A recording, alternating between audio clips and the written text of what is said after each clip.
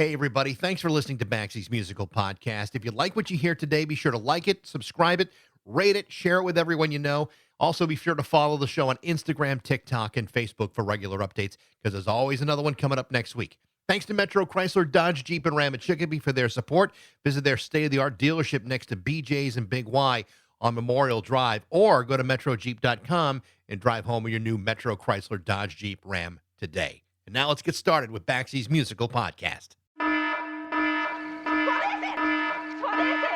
It's Baxie's Musical Podcast. Resistance is useless.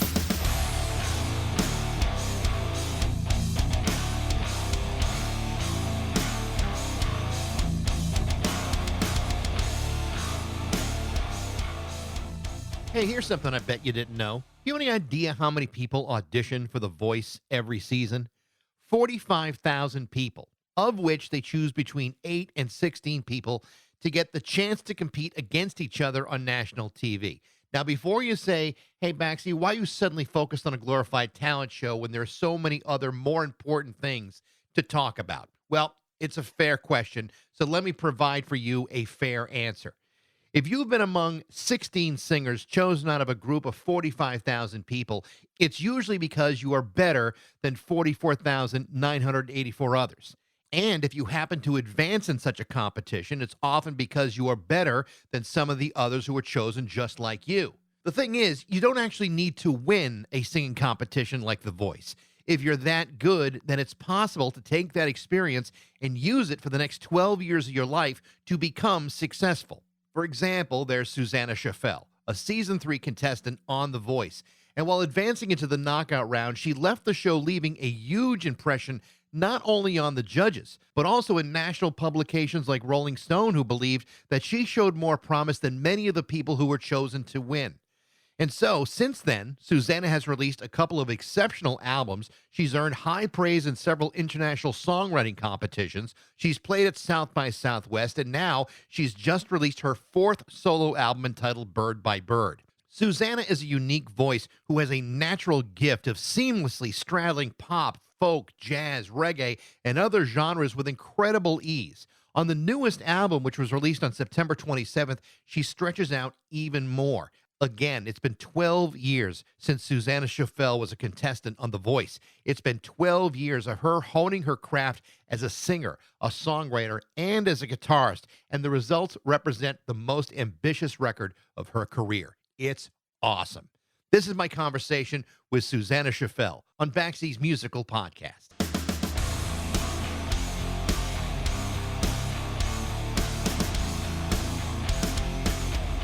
Hello. Oh my gosh, you're here. I'm here. I'm so sorry I'm late. Nah, it's quite all right. And I've had people who were later. So Okay.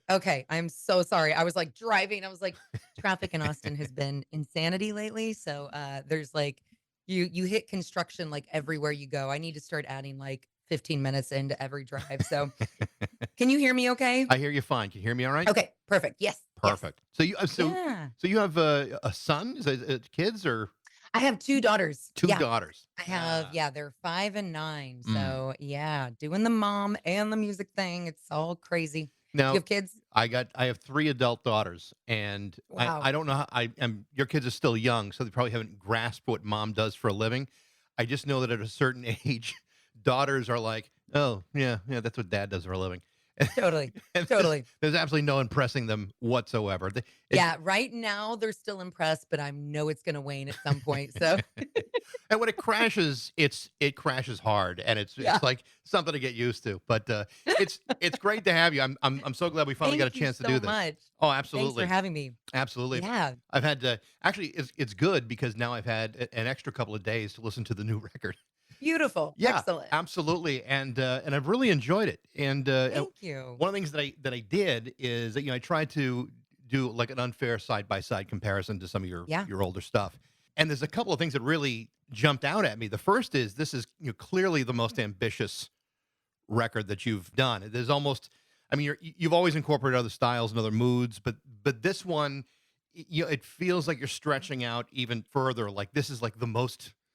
Yeah. Like you finally hit 21. Yeah. Yes, and you're exactly. and you're an adult now. That's what it sounds like to me. You nailed it. I feel like this is truly like my first.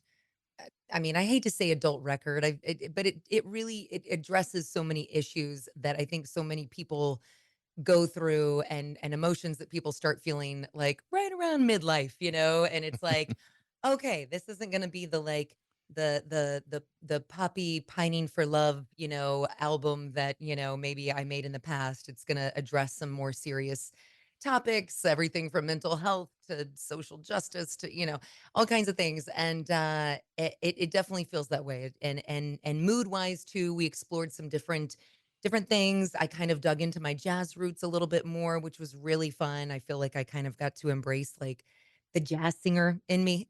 Yeah. Well, It was really fun to make. so I mean, do you account for that as now you're just older, or has on a craft level you've just matured as an artist more? Is it a combination of both? It's probably a combination of both. I think it's, definitely this album is so informed by what I have gone through the past several years since the last time I put out an album.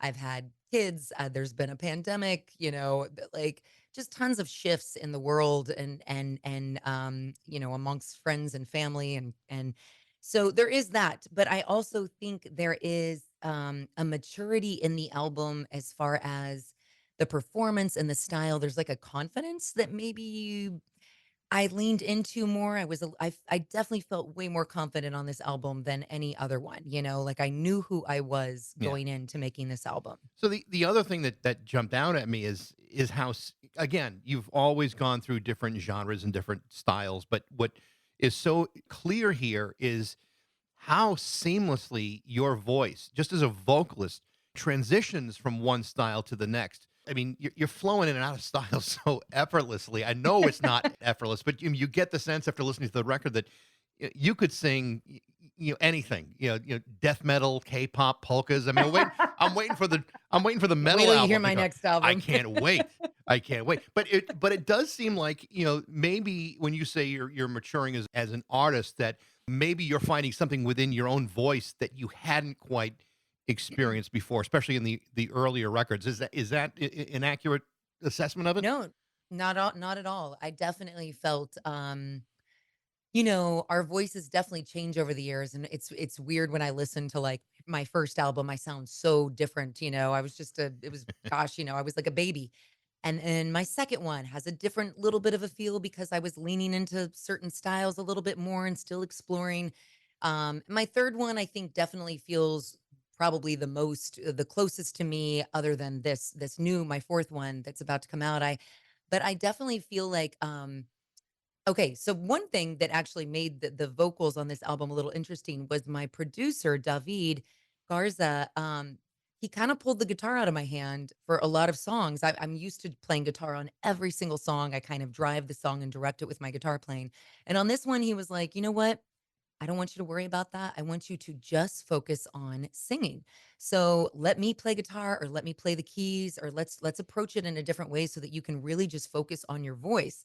And I think it really opened up a new approach, a new take, and it got something different out of my voice than I would if I would have just sat down and recorded the whole album with my guitar in my hands. So it definitely brought out something new. Is it a matter of distraction, or was the guitar mostly like a security blanket, like you didn't know what to do with yourself without it? I think there is definitely that. I definitely use the guitar as a security blanket. I mean, I also just I love playing it. I feel very connected to it, and I feel like it does the way I play guitar, which is kind of very rhythmic and percussive. It sort of affects the song in a Mhm. in a very important way. At least I always think that. But it's just interesting when I don't play it.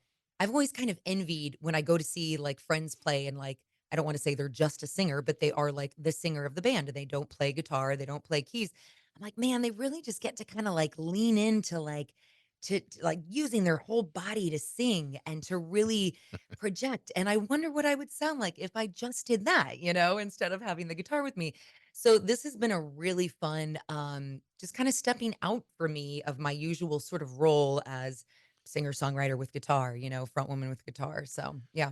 One of the hard things to pull off when you are someone who has such a diverse bunch of interests musically, and you're Mhm. bringing those into a record, is and you don't do this here, which I think is really admirable, is it doesn't sound like it's a disjointed, disconnected collection of songs. I mean, it really does have a wonderful flow to it, and it doesn't sound like you're trying to do too many things. It just sounds like Right. it's one focused record in spite of all of that. Yeah. Tell me how you did that. I mean, and obviously your Yeah. producer David had to have a lot to do with that, but there Sure. really had to be some sort of effort to make that happen.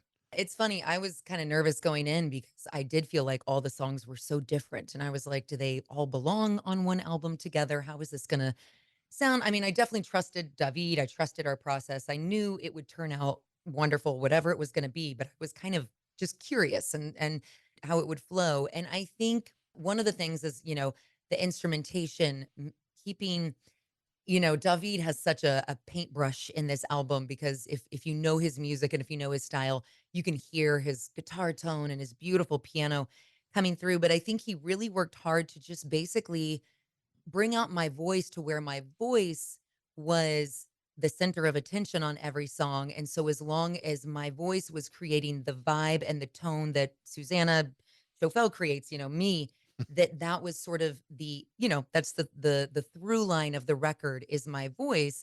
And yes, the color around it changes a little bit, the rhythms, the genre, just a little bit, it flows here and there. But he was really, really told me from the get-go, he was like, "I do not want this to sound like, David Garza featuring Susanna Choffel." He was like, I feel like a lot of producers do that, and you can just tell right away.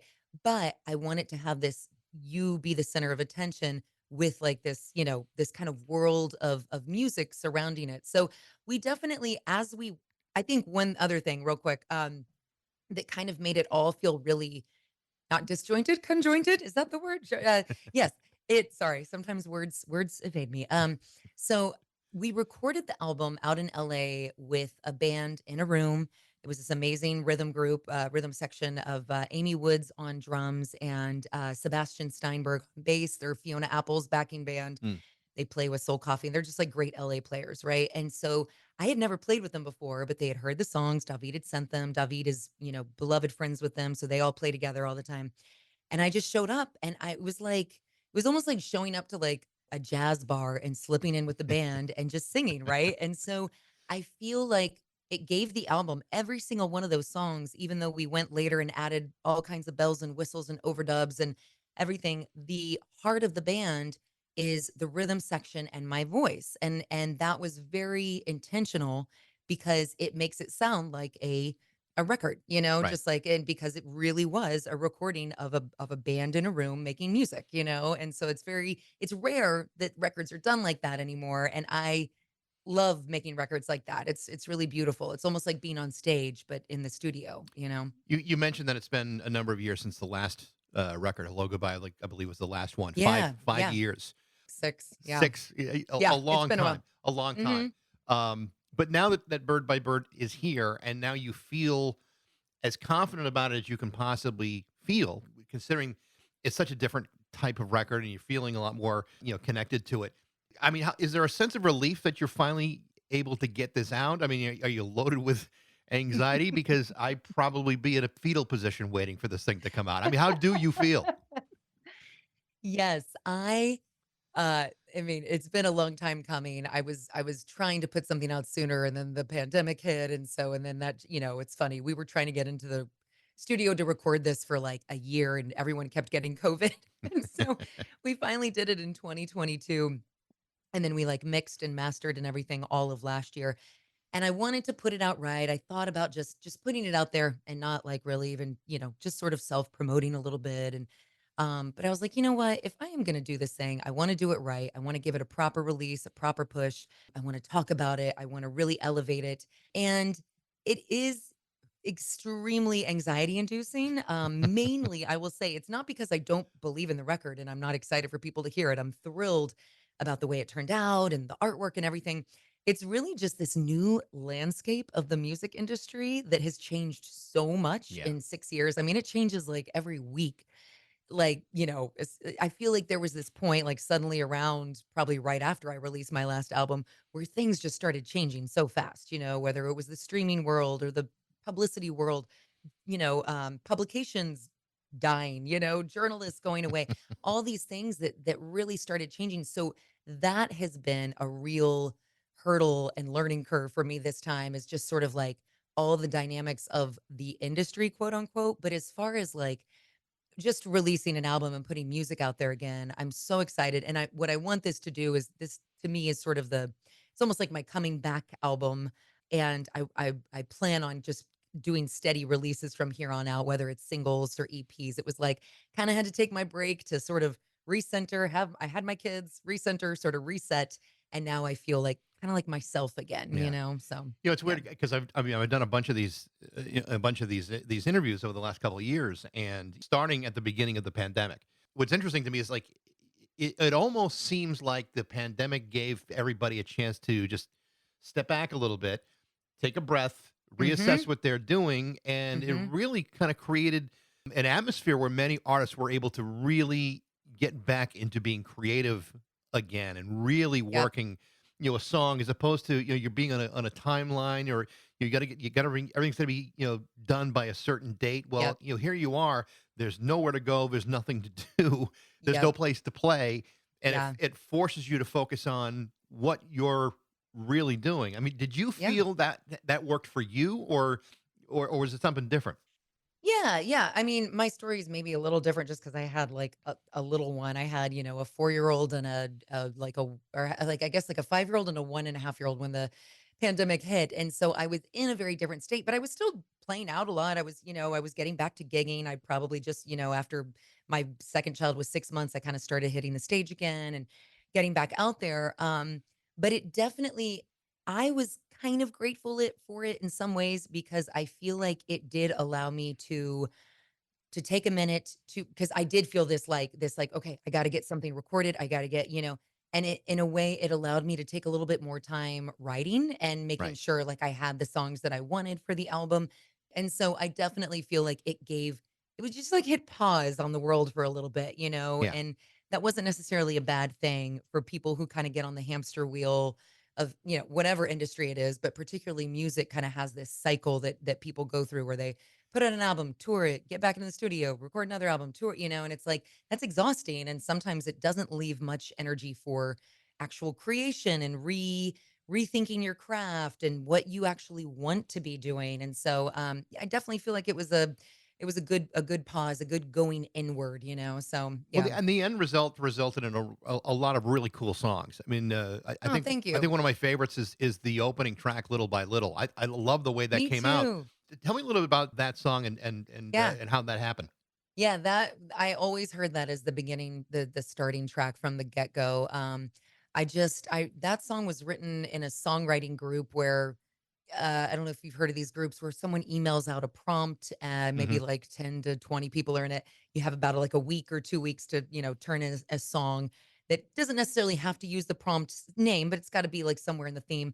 So this was like a bunch of numbers. He had like sent out like the number 13, the number 2, the number. So this was 12. And I used it to kind of write a song about I only say the word 12 in it once, and it's to mark the passing of 12 moons, which is a year, but it's basically about how we start off in our year with all these New Year's resolutions and all these big goals and dreams, but really it's just like it's just the daily, little by little, all those tiny little habits and little special moments and everything that add up to a meaningful year. And we shouldn't put so much pressure on ourselves to kind of, do this one big thing or two big things every year. And it's I liked it starting off the album because it kind of felt like the starting of the year. Yeah. The year begins and we all jump in. And I loved the way it turned out. It's so lush, and the strings. My friends Carrie Rodriguez and Warren Hood came in and laid down those strings kind of last Mhm. minute. It was the last thing I put on the album, and I just I'm really, really, really. That's really kind of one of my favorites on the album. It's Yeah. special. So It's terrific. But you thank started you. off mentioning your use of jazz on this record, and there's a couple of songs that happens. The title track, Yeah. "Bird by Bird," but also "Summer in the City," and even "New York," blending like jazz and reggae together, which is, a really cool approach to it. I loved all three of those songs. When you're writing those songs, are you thinking with jazz in mind, or is that something that kind of fleshed out later on? It's funny. a lot of those songs were not written particularly like if you listen to the demos, like going back and listening to the demos is always so funny because it's like, wow, this song started so different. Summer in the City was almost like I remember playing it out with my band before I went into the studio, and it was almost kind of had this like David Bowie uh golden years sort of like vibe. It just like was sort of it kind of had this like kind of rock feel. And then when I brought it into the studio with David, he kind of just started riffing on it and the band started playing it. And maybe because there was an upright bassist and stuff, I was like, let's flip this. This feels like also I should note that when I recorded it in LA, there was a heat wave going on and it was like 100 degrees. It was crazy. I went to LA thinking, "Oh, I'll escape the Texas heat. It'll be great." And then it was one of those random heat waves. So we had to record in the studio at night because it was so hot.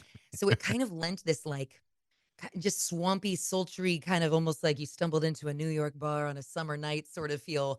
And I just sort of channeled it and went with it. And it's almost, I think we just flipped it in the moment, and that happens sometimes still I'll sit down and practice one of my songs and I'll play with it in a different rhythm or a different feel. And I'm like, oh my God, this could totally be a rock song or a jazz song. If you just flip it a little bit, it's like two steps away from X genre. So it's like you kind of have to figure out like where it sits best and how it lands, most beautifully. So yeah. It's always funny to me when someone says, I demoed a bunch of songs, and the biggest piece of shit on the thing was the biggest Yep. hit we ever had. And Yeah. it's like, Yeah. I always thought That that was happens a lot. it It's so happened. funny. It Yep. it does, and it's sometimes it's just like a tweak here and a tweak there, and all of a Yep. sudden you realize, oh, maybe I did come up with something that was astounding. Absolutely. Yeah, it's crazy Yep. how that Yep. works.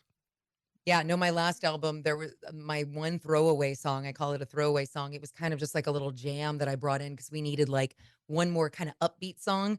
It was called Keep On Moving. And then it ended up like being in the Longmire soundtrack and like got me like a great, Hmm. placement. You just never know what's gonna speak to people and especially what's gonna speak to like the film world and that whole world, because that's a whole different thing. And so anyway, So don't throw any songs away. no, don't ever do that. Don't ever throw the scraps of paper. Keep them all. Keep them all like a Keep them all. hoarder. Yep. Yep. So I went on YouTube, and because I had to watch the Yeah. videos of you on The Voice, and Yes. just to kind of catch up. And Sure. the thing about a lot of those shows is you in some of those auditions you never know what you're going to get, and Yeah. and you Yep. come out with Landslide from Fleetwood Mac, and I don't know how you could have picked a better song to introduce the world to your voice. I mean, it was amazing, and was it Thank a you. song that you knew that's what you wanted to start off with, or was there kind of were you going back and forth on a couple of other options? I don't know if you know how that show works, but they send you when they know you're going to be on the blind audition once you've made it through like the initial rounds or whatever behind the scenes. They then the producer sends you a list of like 200 songs and you rate them or you at least rate like your top 20 choices, by preference. And I think it was kind of between Landslide and I think maybe an Amy Winehouse song. It was Hmm. maybe Valerie or something and I was very torn because I was like, I could showcase kind of my soul pop kind of vibe, this R&B and jazzy thing that I love, or I could showcase kind of my more singer-songwriter roots. And I mean, the thing is I grew up listening to Fleetwood Mac. My parents just, diehard Fleetwood Mac fans. I am too. I've seen Stevie Nicks, I've seen Fleetwood Mac like several times. And so that song was just very dear to me and I knew it, of course. I had never covered it, but I knew it. And so it felt very natural to do it. So I think it was either my first or second choice and they gave it to me. And I felt very special because they don't let many artists, or at least at the time they didn't let many artists play like back themselves up with the guitar. They mainly wanted people to come out and just sing, but they let me play because they really liked my guitar playing. And so that felt good too. I was like, perfect and security blanket. Let me tell you, when you're on like reality TV, when you're stepping out on that stage, having my guitar with me was like a godsend. Yeah.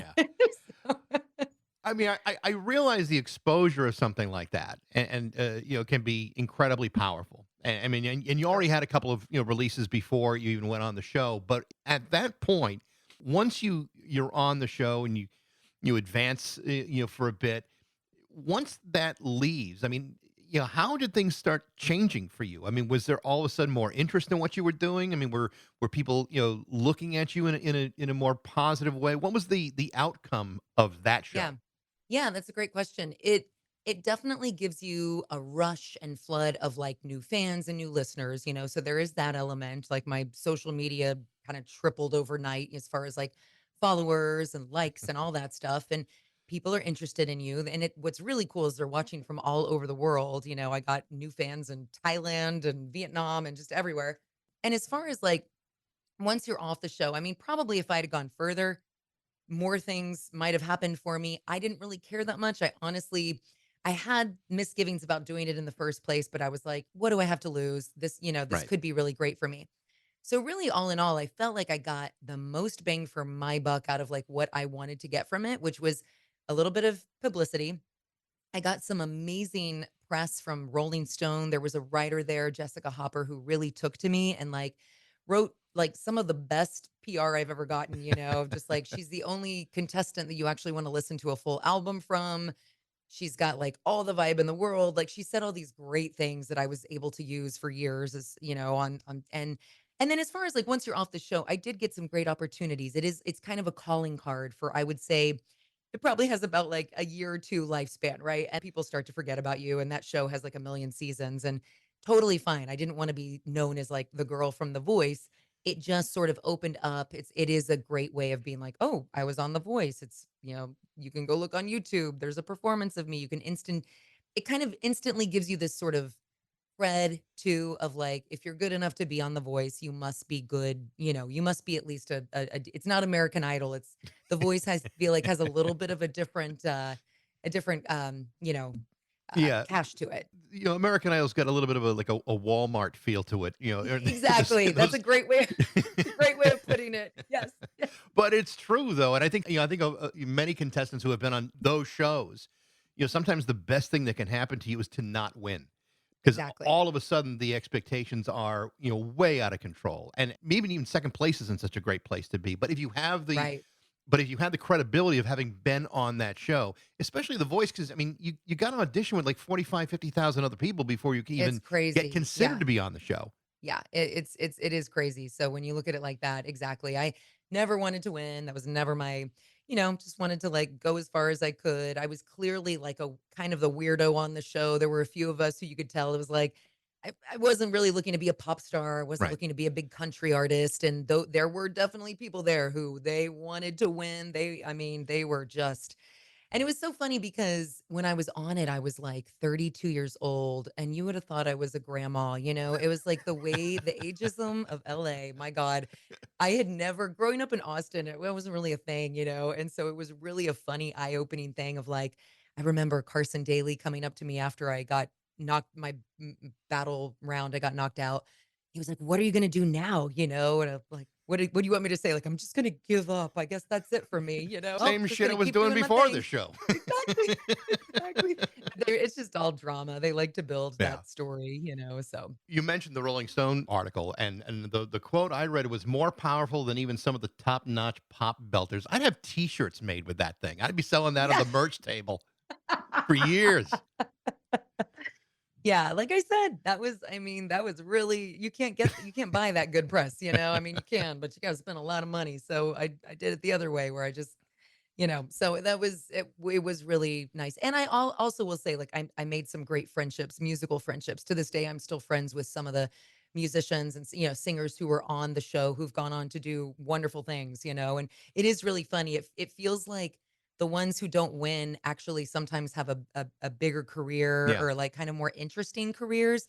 Because the ones who win, unfortunately kind of get put in this box and they have to, it's the contract and all the things. And then it's kind of like they get burned out and they're not happy. It's Hey, like, Kelly Clarkson's been resigned to a talk show. I mean, that's I can't think of anything worse. yeah, well, at least she has a huge following. Sure. So and she Right. and on her talk show, she sings with everybody. So in a way, I almost think it's like a guilty pleasure of hers or something where she's like, I'm just gonna have a show where people come and I get to sing with whoever I want. So but you're right. Like she should be, I don't know. I don't know what she should be, but yeah. Maybe better to leave that one alone, I guess, baby. I know. I don't know where she should be, but she's amazing. I love Kelly Clarkson. Yeah. So I want to ask you a little bit about the radio show that you do on Yeah. Sun Radio. I mean, as a radio guy, I'm going to ask questions about that. But tell me a little bit about the show you do and how you started. So yeah, I never thought I would be in radio, but I grew up loving radio. And in Austin, we have awesome radio here. And I felt like all the DJs were my friends growing up, And so I did always have like kind of this love of radio.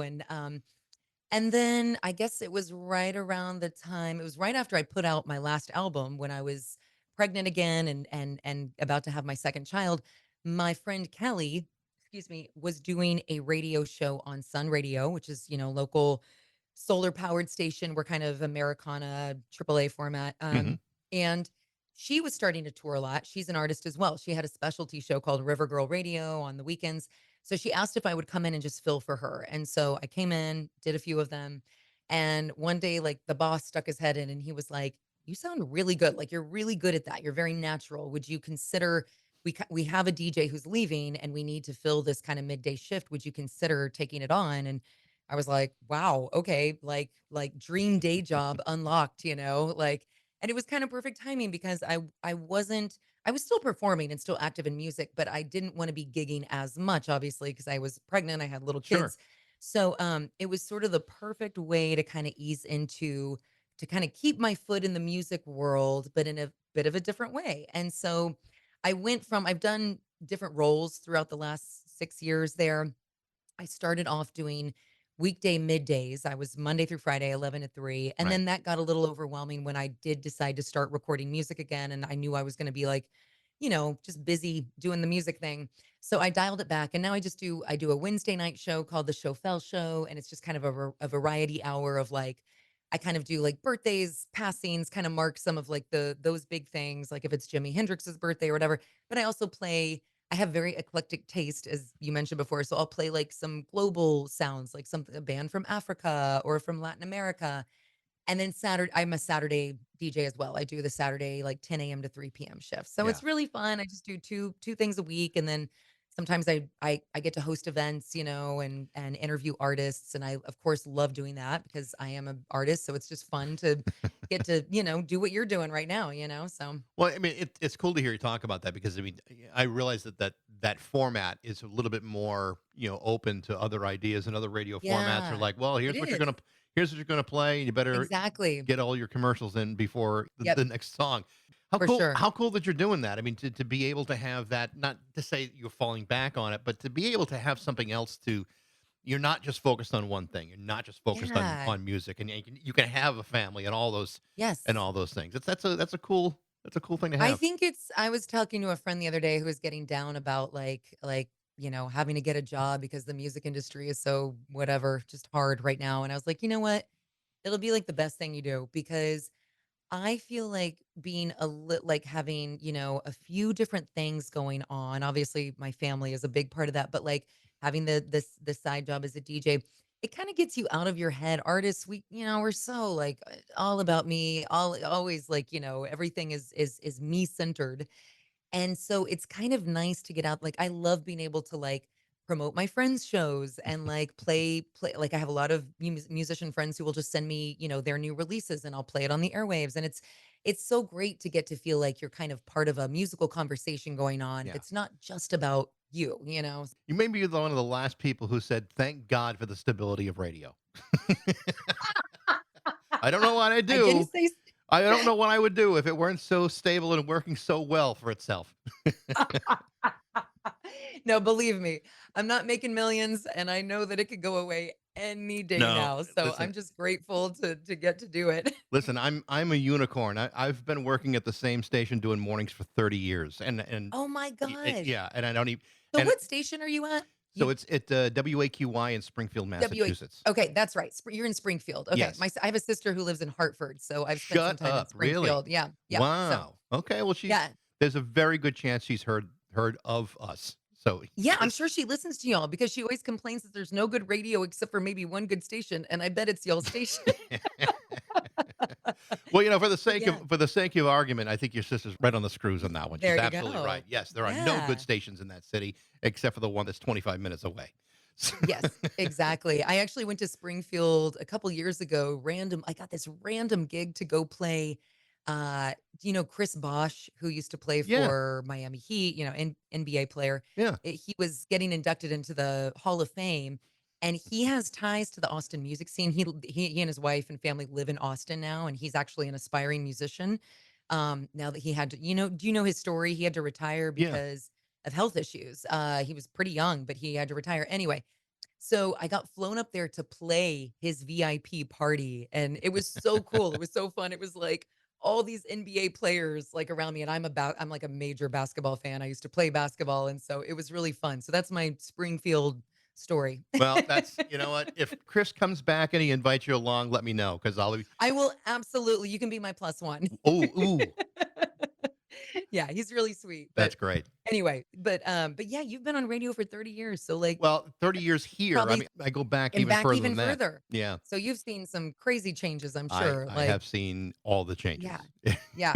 I'm a newbie, so Yeah. I don't know anything about it, but I just know that I love radio so much, and I hope we get to keep it around as long as possible. Well, So I'll be optimistic about that and say, yes, we absolutely will. yes.